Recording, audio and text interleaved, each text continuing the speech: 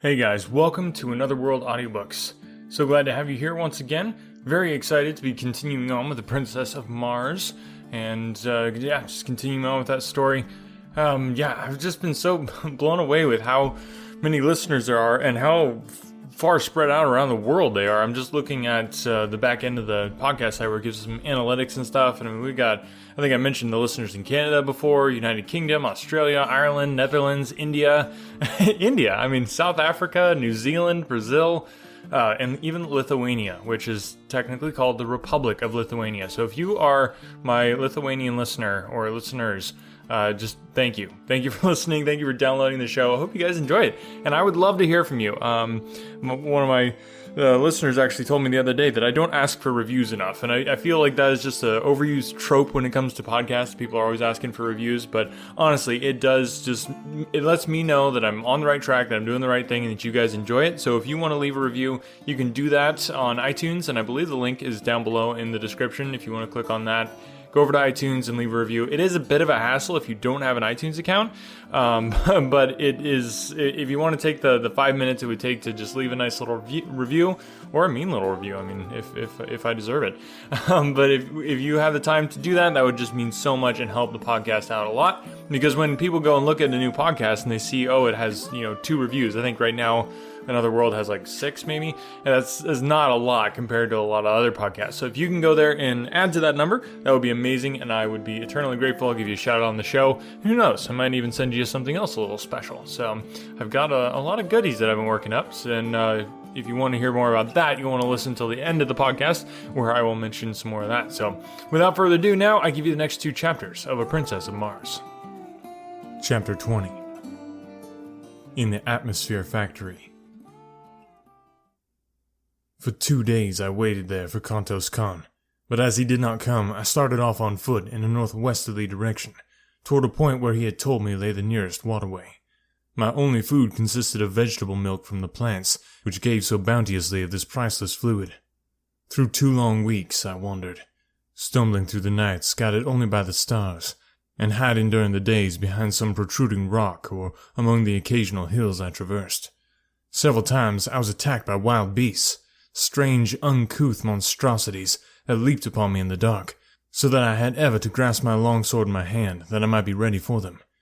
Usually my strange, newly acquired telepathic power warned me in ample time, but once I was down with vicious fangs in my jugular and a hairy face pressed close to mine before I knew that I was even threatened. What manner of thing was upon me I did not know, but that it was large and heavy and many-legged I could feel. My hands were at its throat before the fangs had a chance to bury themselves in my neck, and slowly I forced the hairy face from me and closed my fingers, vice-like, upon its windpipe. Without sound we lay there, the beast exerting every effort to reach me with those awful fangs, and I straining to maintain my grip and choke the life from it as I kept it from my throat. Slowly my arms gave to the unequal struggle, and inch by inch the burning eyes and gleaming tusks of my antagonist crept toward me, until, as the hairy face touched mine again, I realized that all was over. And then a living mass of destruction sprang from the surrounding darkness, full upon the creature that held me pinioned to the ground. The 2 rolled, growling upon the moss, tearing and rending one another in a frightful manner. But it was soon over, and my preserver stood with lowered head above the throat of the dead thing which would have killed me. The nearer moon, hurtling suddenly above the horizon and lighting upon the Barsoomian scene, showed me that my preserver was Woola, but from whence he had come, or how he found me, I was at a loss to know. That I was glad of his companionship it is needless to say, but my pleasure at seeing him was tempered by anxiety as to the reason of his leaving Dejah Thoris. Only her death, I felt sure, could account for his absence from her, so faithful I knew him to be to my commands. By the light of the now brilliant moons, I saw that he was but a shadow of his former self, and as he turned from my caress and commenced greedily to devour the dead carcass at my feet, I realized that the poor fellow was more than half starved. I myself was in but little better plight, but I could not bring myself to eat the uncooked flesh, and had no means of making a fire. When Woola had finished his meal, I again took up my weary and seemingly endless wanderings in quest of the elusive waterway. At daybreak of the 15th day of my search, I was overjoyed to see high trees that denoted the object of my search. About noon, I dragged myself wearily to the portals of a huge building, which covered perhaps 4 square miles, and towered 200 feet in the air. It showed no aperture in the mighty walls, other than the tiny door at which I sank exhausted, nor was there any sign of life about it. I could find no bell or other method of making my presence known to the inmates of the place, unless a small round hole in the wall near the door was for that purpose. It was about the bigness of a lead pencil, and thinking that it might be in the nature of a speaking tube, I put my mouth to it and was about to call into it when a voice issued from it, asking whom I might be, where from, and the nature of my errand. I explained that I had escaped from the Walhoons and was dying of starvation and exhaustion. You wear the metal of a green warrior and are followed by a carrot, yet you are of the figure of a red man. In colour you are neither green nor red. In the name of the ninth ray, what manner of creature are you? I'm a friend of the red men of Barsoom, and I'm starving. In the name of humanity, open to us, I replied. Presently the door commenced to recede before me, until it had sunk into the wall 50 feet. Then it stopped, and slid easily to the left, exposing a short, narrow corridor of concrete, at the further end of which was another door, similar in every respect to the one I had just passed. No one was in sight, yet immediately we passed the first door, it slid gently into place behind us, and receded rapidly to its original position in the front wall of the building. As the door had slipped aside, I had noted its great thickness, full 20 feet, and as it reached its place once more after closing behind us, great cylinders of steel had dropped from the ceiling behind it and fitted their lower ends into apertures countersunk in the floor. A second and third door receded before me and slipped to one side as the first, before I reached a large inner chamber where I found food and drink set out upon a great stone table. A voice directed me to satisfy my hunger and feed my callet, and while I was thus engaged, my invisible host put me through a severe and searching cross-examination. Your statements are most remarkable, said the voice, on concluding its questioning. But you are evidently speaking the truth, and it is equally evident that you are not a Barsoom. I can tell that by the conformation of your brain, and the strange location of your internal organs, and the shape and size of your heart. Can you see through me? I exclaimed. Yes, I see all but your thoughts, and, were you a Barsoomian, I could read those. Then a little door opened at the far side of the chamber, and a strange, dried-up little mummy of a man came toward me. He wore but a single article of clothing or adornment, a small collar of gold from which depended upon his chest a great ornament as large as a dinner plate, set solid with huge diamonds, except for the exact center, which was occupied by a strange stone, an inch in diameter, that scintillated 9 different and distinct rays, the 7 colors of our earthly prism in 2 beautiful rays which, to me, were new and nameless. I cannot describe them any more than you could describe red to a blind man. I only know that they were beautiful in the extreme. The old man sat and talked with me for hours, and the strangest part of our intercourse was that I could read his every thought, while he could not fathom an iota from my mind unless I spoke. I did not appraise him of my ability to sense his mental operations, and thus I learned a great deal which proved of immense value to me later, and which I would never have known had he suspected my strange power. For the Martians have such perfect control of their mental machinery that they are able to direct their thoughts with absolute precision. The building in which I found myself contained the machinery which produces that artificial atmosphere which sustains life on Mars.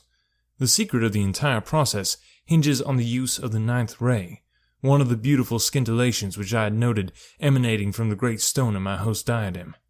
This ray is separated from the other rays of the sun by means of finely adjusted instruments placed upon the roof of the huge building, 3/4 of which is used for reservoirs in which the ninth ray is stored.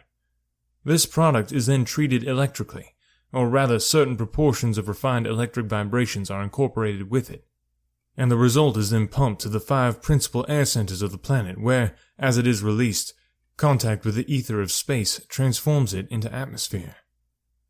There is always sufficient reserve of the ninth ray stored in the great building to maintain the present Martian atmosphere for 1,000 years, and the only fear, as my new friend told me, was that some accident might befall the pumping apparatus.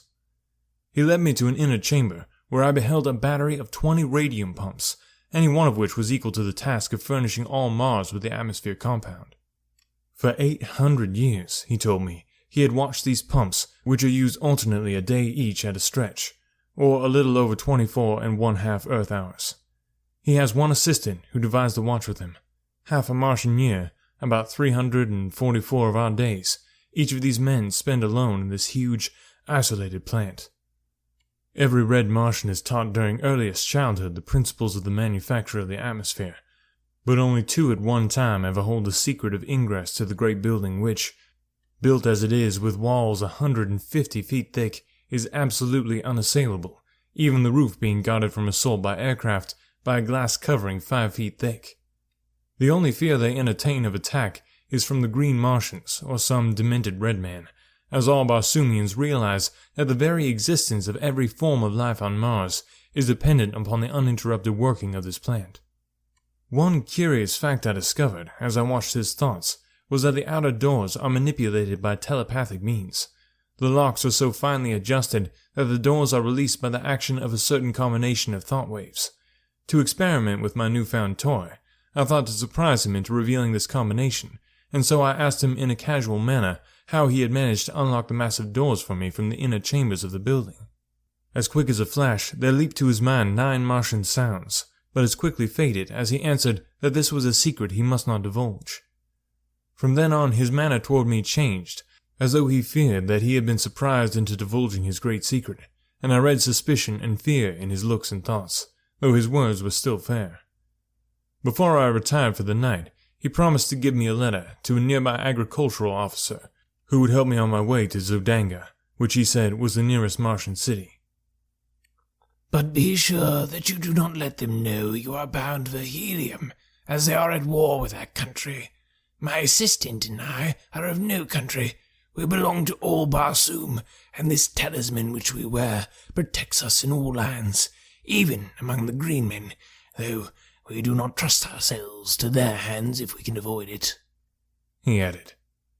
And so, good night, my friend, he continued. May you have a long and restful sleep. Yes, a long sleep. And though he smiled pleasantly, I saw in his thoughts the wish that he had never admitted me, and then a picture of him standing over me in the night, and the swift thrust of a long dagger, and the half-formed words, "I am sorry, but it is for the best good of Barsoom." As he closed the door of my chamber behind him, his thoughts were cut off from me, as was the sight of him, which seemed strange to me in my little knowledge of thought transference. What was I to do? How could I escape through these mighty walls?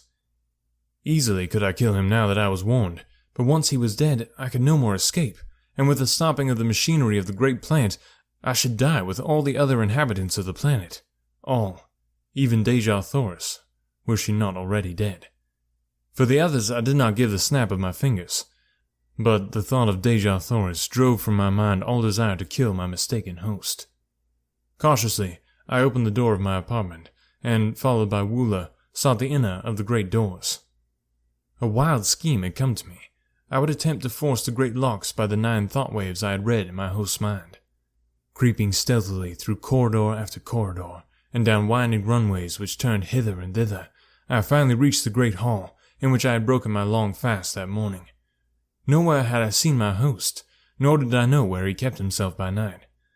I was on the point of stepping boldly out into the room when a slight noise behind me warned me back into the shadows of a recess in the corridor. Dragging Woola after me, I crouched low in the darkness. Presently, the old man passed close by me, and as he entered the dimly lighted chamber which I had been about to pass through, I saw that he held a long, thin dagger in his hand, and that he was sharpening it upon a stone. In his mind was the decision to inspect the radium pumps, which would take about 30 minutes, and then return to my bedchamber and finish me. As he passed through the great hall and disappeared down the runway which led to the pump room, I stole stealthily from my hiding place and crossed to the great door, the inner of the 3 which stood between me and liberty. Concentrating my mind upon the massive lock, I hurled the 9 thought waves against it. In breathless expectancy I waited, when finally the great door moved softly toward me and slid quietly to one side. One after the other, the remaining mighty portals opened at my command, and Woola and I stepped forth into the darkness, free, but little better off than we had been before, other than that we had full stomachs. Hastening away from the shadows of the formidable pile, I made for the first crossroad, intending to strike the central turnpike as quickly as possible. This I reached about morning, and entering the first enclosure I came to, searched for some evidence of a habitation. There were low, rambling buildings of concrete, barred with heavy, impassable doors, and no amount of hammering and hallooing brought any response.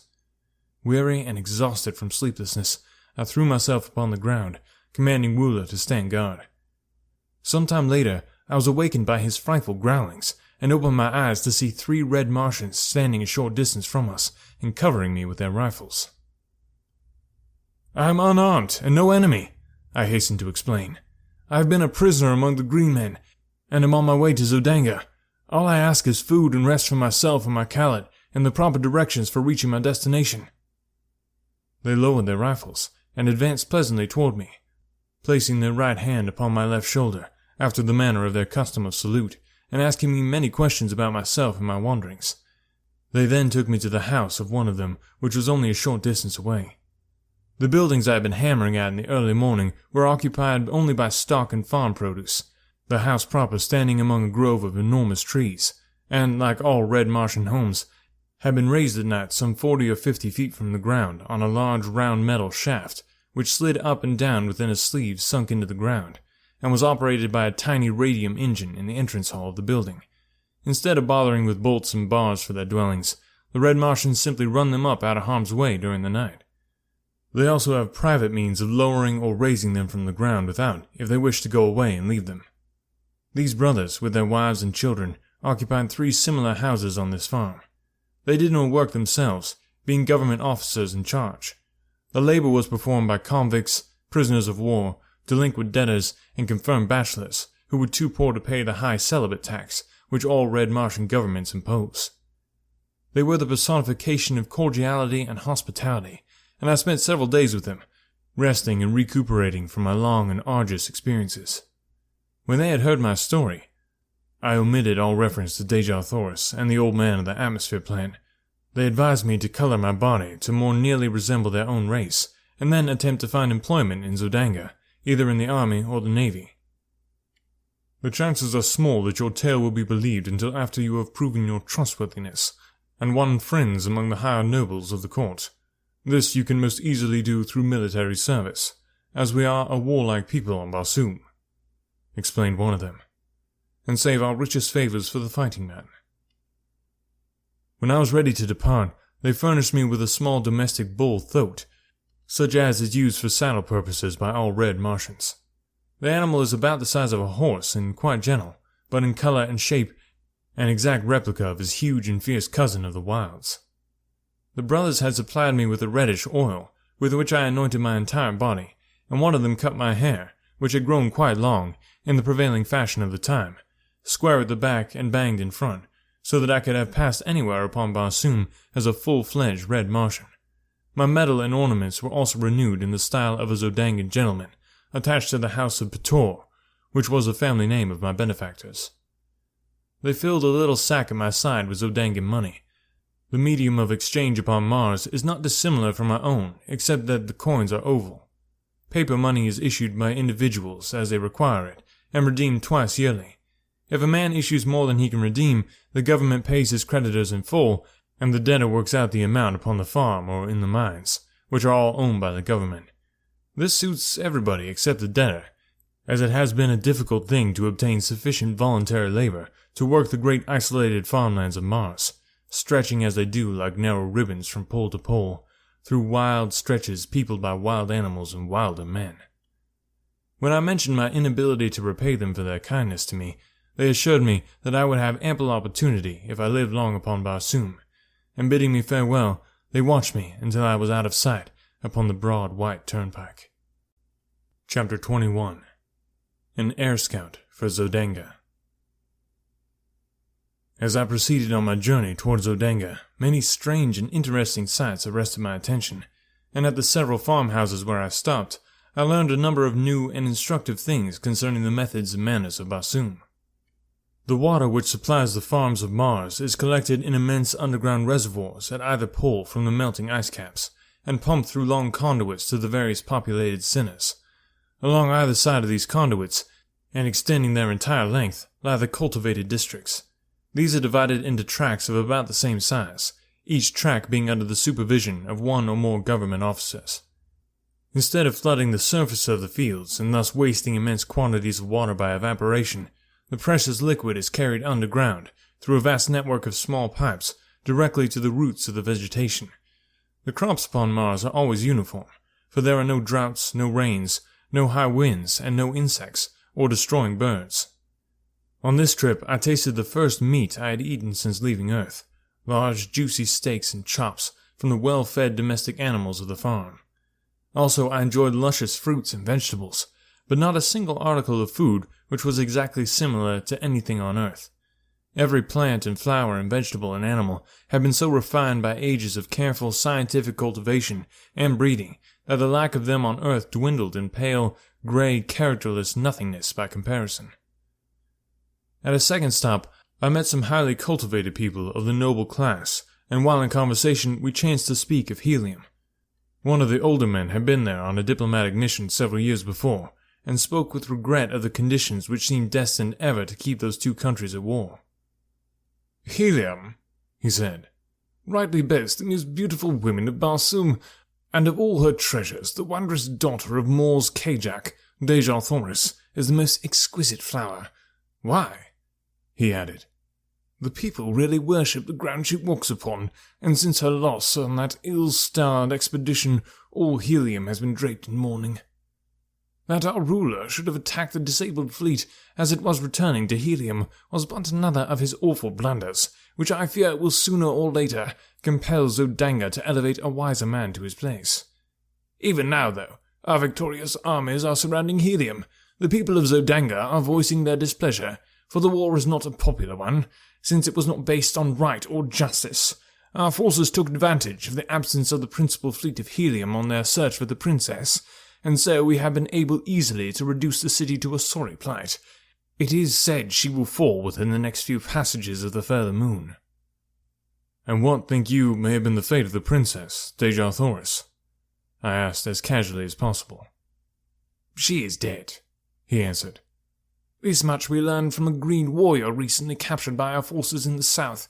She escaped from the hordes of Thark with a strange creature of another world, only to fall in the hands of the Wahoons. Their thoughts were found wandering upon the sea bottom, and evidences of a bloody conflict were discovered nearby." While this information was in no way reassuring, neither was it at all conclusive proof of the death of Deja Thoris, and so I determined to make every effort possible to reach Helium as quickly as I could, and carry to Tardos Moor such news of his granddaughter's possible whereabouts as lay in my power. 10 days after leaving the 3 Pator brothers, I arrived at Zodanga. From the moment I had come in contact with the red inhabitants of Mars, I had noticed that Woola drew a great amount of unwelcome attention to me, since the huge brute belonged to a species which is never domesticated by the red men. Were one to stroll down Broadway with a Numidian lion at his heels, the effects would be somewhat similar to that which I should have produced had I entered Zodanga with Woola. The very thought of parting with the faithful fellow caused me so great regret and genuine sorrow that I put it off until just before we arrived at the city's gates. But then, finally, it became imperative that we separate. Had nothing further than my own safety or pleasure been at stake, no argument could have prevailed upon me to turn away the one creature upon Barsoom that had never failed in a demonstration of affection and loyalty. But as I would willingly have offered my life in the service of her in search of whom I was about to challenge the unknown dangers of this, to me, a mysterious city, I could not permit even Woola's life to threaten the success of my venture, much less his momentary happiness, for I doubted not he would soon forget me. And so I bade the poor beast an affectionate farewell, promising him, however, that if I came through my adventure in safety, that in some way I should find the means to search him out. He seemed to understand me fully, and when I pointed back in the direction of Thark, he turned sorrowfully away, nor could I bear to watch him go, but resolutely set my face towards Zodanga, and with a touch of heartsickness approached her frowning walls. The letter I bore from them gained me immediate entrance to the vast walled city.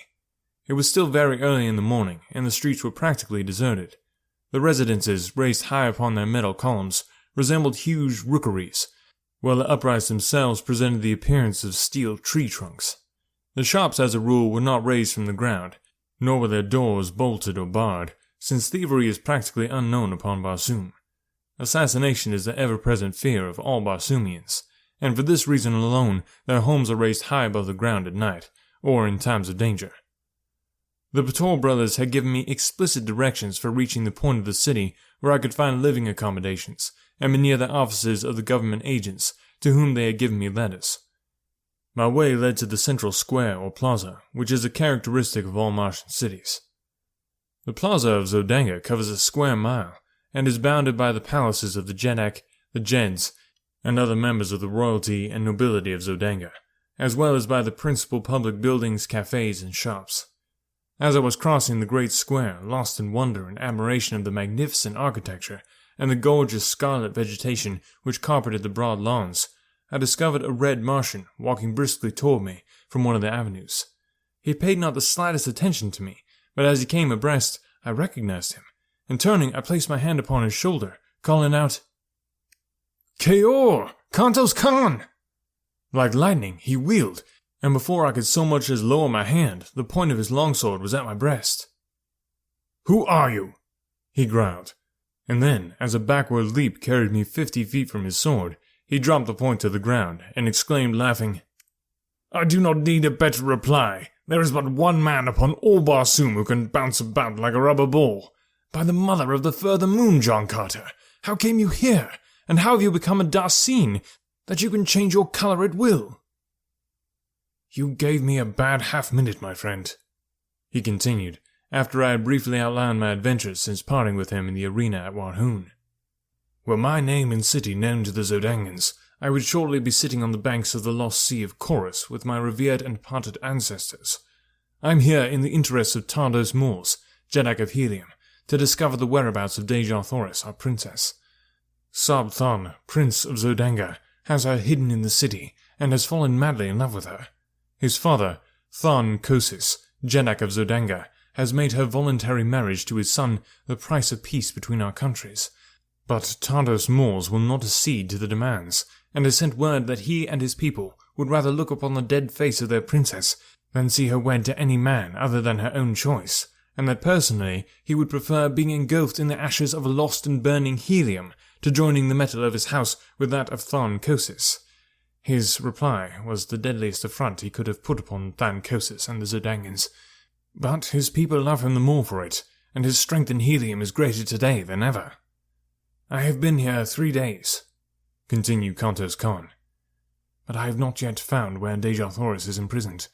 Today I joined the Zodangan Navy as an air scout, and I hope in this way to win the confidence of Sab Than, the prince, who is commander of this division of the Navy, and thus learn the whereabouts of Dejah Thoris. I am glad that you are here, John Carter, for I know your loyalty to my princess, and 2 of us working together should be able to accomplish much." The plaza was now commencing to fill with people going and coming upon the daily activities of their duties. The shops were opening and the cafes filling with early morning patrons.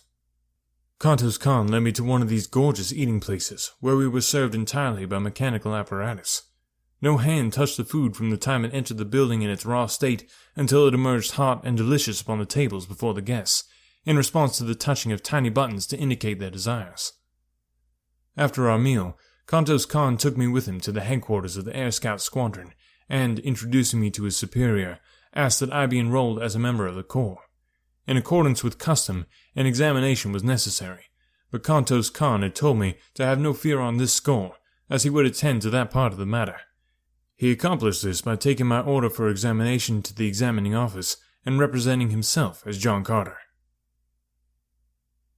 "This ruse will be discovered later," he cheerfully explained, "when they check up my weights, measurements, and other personal identification data, but it will be several months before this is done, and our mission should be accomplished, or have failed, long before that time." The next few days were spent by Kantos Khan in teaching me the intricacies of flying, and of repairing the dainty little contrivances which the Martians use for this purpose. The body of the one-man aircraft is about 16 feet long, 2 feet wide and 3 inches thick, tapering to a point at each end. The driver sits on top of this plane upon a seat constructed over the small, noiseless radium engine which propels it. The medium of buoyancy is contained within thin metal walls of the body and consists of the 8th Barsoomian ray, or ray of propulsion, as it may be termed in view of its properties.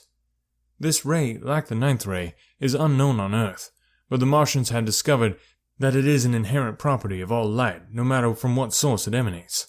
They have learned that it is the solar 8th ray which propels the light of the sun to the various planets, and that it is the individual 8th ray of each planet which reflects or propels the light thus obtained out into space once more. The solar 8th ray would be absorbed by the surface of Barsoom, but the Barsoomian 8th ray, which tends to propel light from Mars into space, is constantly streaming out from the planet, constituting a force of repulsion of gravity, which, when confined, is able to lift enormous weights from the surface of the ground. It is this ray which has enabled them to so perfect aviation that battleships far outweighing anything known upon Earth sail as gracefully and lightly through the thin air of Barsoom as a toy balloon in the heavy atmosphere of Earth. During the early years of the discovery of this ray, many strange accidents occurred before the Martians learned to measure and control the wonderful power they had found. In one instance, some 900 years before, the first great battleship to be built, with 8th ray reservoirs, was stored with too great a quantity of the rays, and she had sailed up from Helium with 500 officers and men, never to return. Her power of repulsion from the planet was so great that it had carried her far into space, where she can be seen today by the aid of powerful telescopes, hurtling through the heavens 10,000 miles from Mars, a tiny satellite that will thus encircle Barsoom to the end of time. The 4th day after my arrival at Zodanga, I made my first flight, and as a result of it, I won a promotion which included quarters in the palace of Thon Kosis. As I rose above the city, I circled several times, as I had seen Kantos Khan do, and then throwing my engine into top speed, I raced at terrific velocity towards the south, following one of the great waterways which entered Zodanga from that direction. I had traversed perhaps 200 miles in a little less than an hour, when I descried far below me a party of 3 green warriors racing madly toward a small figure on foot which seemed to be trying to reach the confines of one of the walled fields. Dropping my machine rapidly toward them and circling to the rear of the warriors, I soon saw that the object of their pursuit was a red Martian wearing the medal of the scout squadron to which I was attached. A short distance away lay his tiny flyer, surrounded by the tools with which he had evidently been occupied in repairing some damage when surprised by the green warriors. They were now almost upon him, their flying mounts charging down on the relatively puny figure at terrific speed, while the warriors leaned low to the right with their great metal-shod spears. Each seemed striving to be the first to impale the poor Zodangan, and in another moment his fate would have been sealed, had it not been for my timely arrival. Driving my fleet craft at high speed directly behind the warriors, I soon overtook them, and without diminishing my speed, I rammed the prow of my little flyer between the shoulders of the nearest. The impact, sufficient to have torn through inches of solid steel, hurled the fellow's headless body into the air above the head of his throat, where it fell sprawling upon the moss. The mounts of the other 2 warriors turned squealing in terror and bolted in opposite directions. Reducing my speed, I circled and came to the ground at the feet of the astonished Zodangan. He was warm in his thanks for my timely aid, and promised that my day's work would bring the reward it merited, for it was none other than a cousin of the Jeddak of Zodanga whose life I had saved. We wasted no time in talk, as we knew that the warriors would surely return as soon as they gained control of their mounts. Hastening to his damaged machine, we were bending every effort to finish the needed repairs, and had almost completed them when we saw the 2 green monsters returning at top speed from opposite sides of us. When they had approached within 100 yards, their throats again became unmanageable, and absolutely refused to advance further toward the craft which had frightened them. The warriors finally dismounted, and hobbling their animals, advanced towards us on foot with drawn longswords. I advanced to meet the larger, telling the Zodangan to do the best he could with the other, finishing my man with almost no effort. As had now from much practice become habitual with me, I hastened to return to my new acquaintance, whom I found indeed in desperate straits. He was wounded, and down with a huge foot of his antagonist upon his throat, and the great longsword raised to deal the final thrust. With a bound, I cleared the 50 feet intervening between us, and with outstretched point drove my sword completely through the body of the green warrior. His sword fell, harmless to the ground, and he sank limply upon the prostrate form of the Zodangan. A cursory examination of the latter revealed no mortal injuries, and after a brief rest, he asserted that he felt fit to attempt the return voyage. He would have to pilot his own craft, however, as these frail vessels are not intended to convey but a single person. Quickly completing the repairs, we rose together into the still, cloudless Martian sky, and at great speed, and without further mishap, returned to Zodanga. As we neared the city, we discovered a mighty concourse of civilians and troops assembled upon the plain before the city. The sky was black with naval vessels and private and public pleasure craft, flying long streamers of gay-colored silks, and banners and flags of odd and picturesque design. My companion signaled that I slow down, and running his machine close behind me, suggested that we approach and watch the ceremony, which, he said, was for the purpose of conferring honors on individual officers and men for bravery and other distinguished service. He then unfurled the little ensign, which denoted that his craft bore a member of the royal family of Zodanga, and together we made our way through the maze of low-lying air vessels, until we hung directly over the jettic of Zodanga and his staff. All were mounted upon the small domestic bull throats of the Red Martians, and their trappings and ornamentation bore such a quality of gorgeously colored feathers that I could not but be struck with a startling resemblance the concourse bore to a band of the Red Indians of my own earth. One of the staff called the attention of Thon Kosis to the presence of my companion above them, and the ruler motioned for him to descend.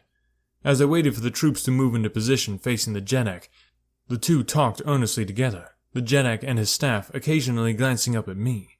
I could not hear their conversation, and presently it ceased and all dismounted, as the last body of troops had wheeled into position before their emperor. A member of the staff advanced toward the troops, and calling the name of a soldier, commanded him to advance. The officer then recited the nature of the heroic act, which had won the approval of the jettic, and the latter advanced and placed a metal ornament upon the left arm of the lucky man. 10 men had been so decorated when the aide called out, "John Carter, Air Scout." Never in my life had I been so surprised, but the habit of military discipline is strong within me, and I dropped my little machine lightly to the ground and advanced on foot as I had seen the others do. As I halted before the officer, he addressed me in a voice audible to the entire assemblage of troops and spectators. "In recognition, John Carter," he said, "of your remarkable courage and skill in defending the person of the cousin of the Jeddak, Thankosis, and, single-handed, vanquishing 3 green warriors, it is the pleasure of our Jeddak to confer on you the mark of his esteem." Thankosis then advanced toward me, and placing an ornament upon me, said, "My cousin has narrated the details of your wonderful achievement, which seems little short of miraculous. And if you can so well defend a cousin of the Jeddak, how much better could you defend the person of the Jeddak himself?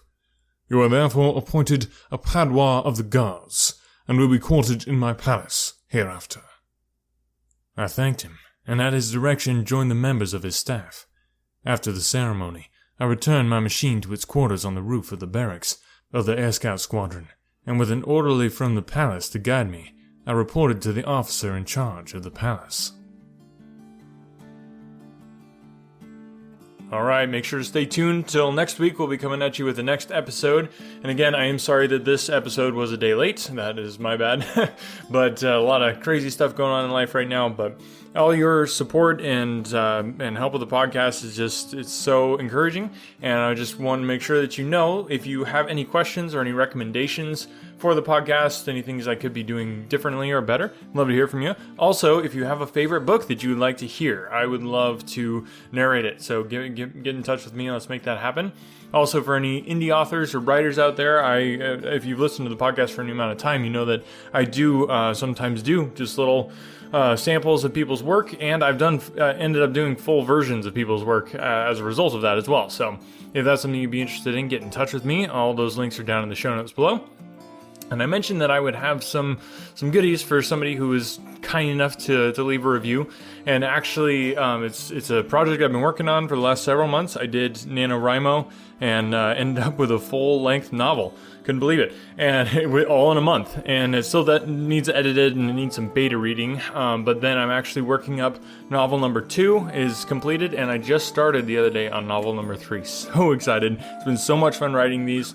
And so if you want to leave a review, then I want to give you a sneak peek at these novels. So if you want to do that, leave a review, and I will be sure to get and make sure you leave, like your Twitter handle or some way to get in touch with you in the review, or just email me after you've left the review, and I'll be sure to get in touch with you that way. Anyway, enough talking. Hope you guys enjoyed the episode. Love you all. Thanks so much for listening, and we will talk to you next week.